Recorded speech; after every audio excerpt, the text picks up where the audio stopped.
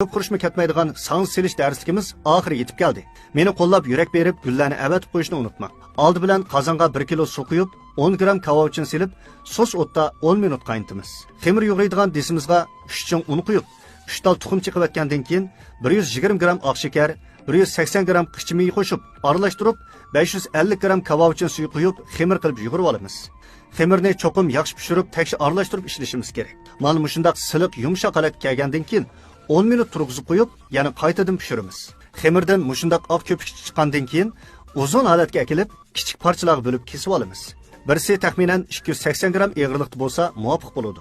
Xemir yuzini maylab, dasqa silib, 30 minut turg'izib, vaqt to'shqandan keyin xemirning o'ttirsidan to'sh kechib, ekranda ko'rsatilgandek to'mroq jez qilib, ustini maylab yeyib qo'yamiz. Hamda xemirni mush holatga keltirib bo'lgandan keyin, eng boshda qig'inimizdan boshlab ishishga boshlaymiz. Cho'ki qilinliqda ishib olgandan keyin qo'limizda mush holatga akilib olamiz. Lag'man tatqandek bir nechini uzib etib, teksh holatga akilib, ikki tarafiga ikki cho'k silib, bir yaga akagandan keyin 70 graduslik mayiq solamiz.